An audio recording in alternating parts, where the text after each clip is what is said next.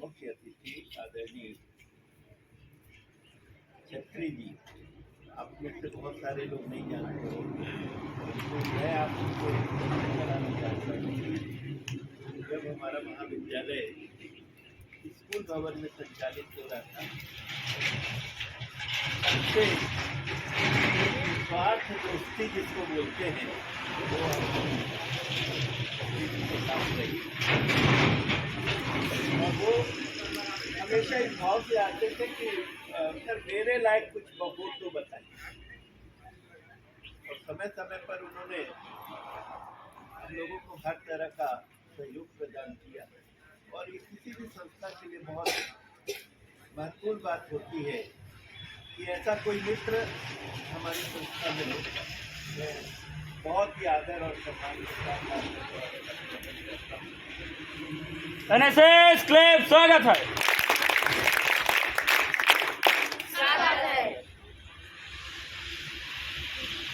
कार्यक्रम अधिकारी professor गितौड़े sir, सहायक कार्यक्रम अधिकारी या शिविर संयोजक कहना चाहिए प्रोफेसर पुष्पचंद्र जी, हमारे को सहयोग करने के लिए वरिष्ठ कार्यक्रम अधिकारी साहब हमारे बीच आ गए थे।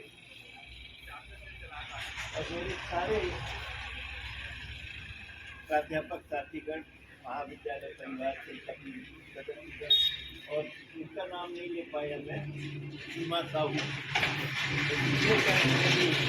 उन्होंने बहुत ही तत्परता के साथ विद्यार्थियों के साथ मिलकर अच्छा काम किया। इस संस्था के सम्मानीय अध्यापकगण,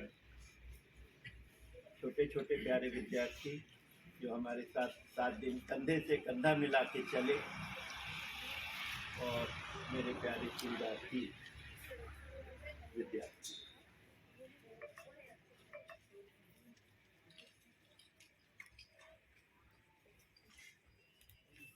आप यहाँ जो कुछ भी कर रहे थे वो निरंतर, आज ये जो साधन आ गया है जिसको हम कई बार बुरा बोलते हैं और कई बार अच्छा बोलते हैं, या अच्छे संदर्भ में अच्छा है और बुरे संदर्भ में बुरा है।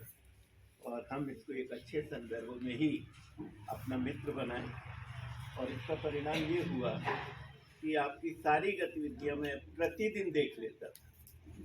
और वो वाला जो सीन जो बोल रहे हैं तालाब से साथी हाथ बढ़ाना, एक अकेला थक जाएगा मिलकर बोझ उठा, तो ये संगठन का स्वभाव होता है। जब हम किसी संगठन से जुड़ते हैं तो हम एक नहीं होते, कई को जोड़ लेना ही तो संगठन है। और इसी का अभ्यास कराना, इसी का प्रशिक्षण प्राप्त करना संगठन का उद्देश्य होता है। राष्ट्रीय सेवा योजना का भी उद्देश्य है। आप अकेले बहुत बलशाली हैं,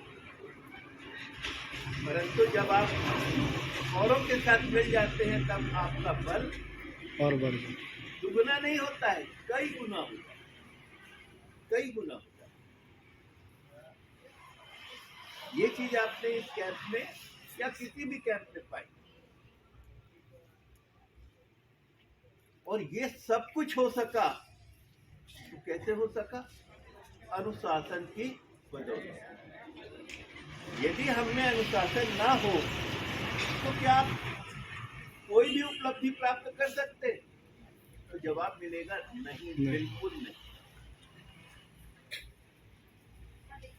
ये आपकी एकता और अनुशासन ही है जो संगठन का प्राण होता है। किसी भी संगठन का प्राण क्या है?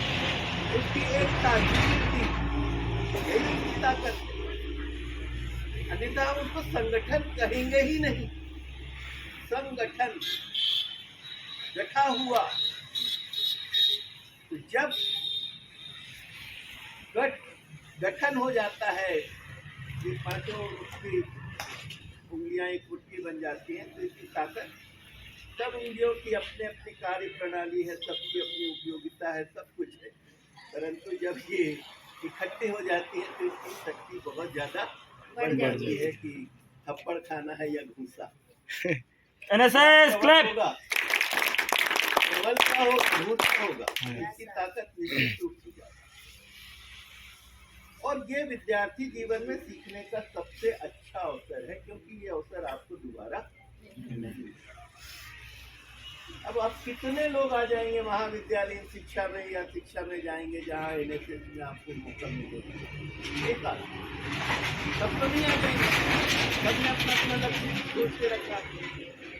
तो ये मान के हम चलते हैं कि विद्यार्थी जीवन में हम जो कुछ प्राप्त कर रहे हैं वो हमारी सबसे बड़ी शिक्षा तो हम प्राप्त कर रहे हैं, परंतु शिक्षा के साथ मतलब और भी बहुत कुछ इसमें जानने समझने का अवसर मिलता है।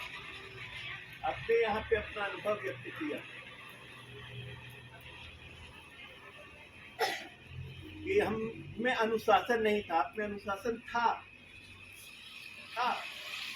यदि अनुशासन नहीं होता तो वो चीज अचानक से थोड़ी आ जाती। आपके भीतर वो सारी शक्तियां हैं, आप उसको पहचानते नहीं थे, या यूं कह लीजिए कि आप उसका उपयोग नहीं करते।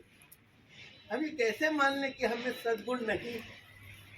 हमें बहुत सारे सद्गुण हैं, हम गुणों की खान हैं, पर हमको ये नहीं मालूम है कि हमारे गुण क्या है। पर जब आप कैंप में आ गए तो वो सारे गुण क्या हुए? प्रकट होने लगे। तब आपको लगा रे मैं ये कर सकता हूँ, मैं ये कर सकता हूँ, मैं वो भी कर सकता हूँ। वो सारी शक्तियाँ, वो सारे गुण आपके कैंप में आने के बाद उभरने लगे, जो आपके भीतर ऑलरेडी थे।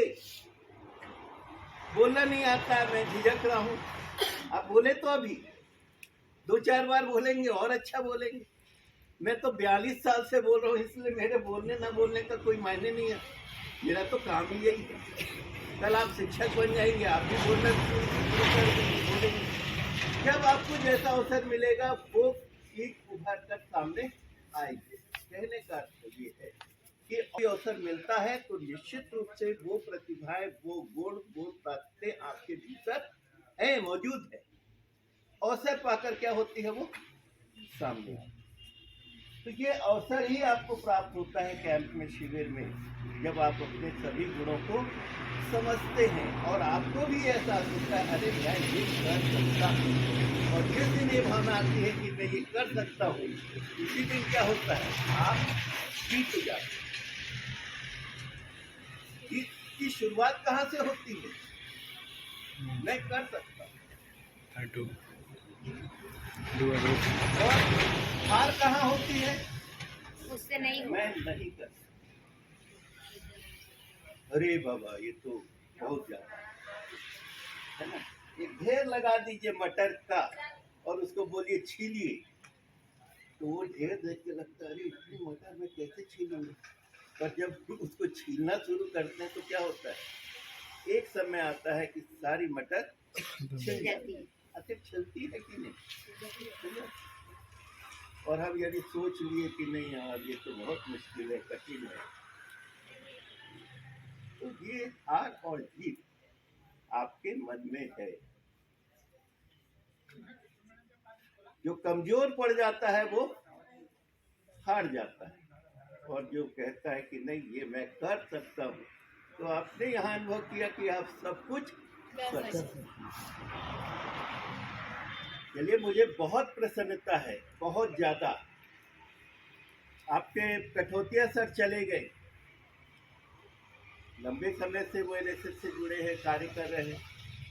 मैं प्राचार्य हूँ, मेरी भी बड़ी जिम्मेवारी होती है कि कॉलेज का एनएसएस कैंप सफलतापूर्वक संचालित हो। हम अपने सभी साथियों पर उतना ही विश्वास करते हैं। क्यों करते हैं? आप पे भी उतना ही विश्वास करते हैं। क्यों? यदि हम ही कमजोर होंगे तो दूसरों पे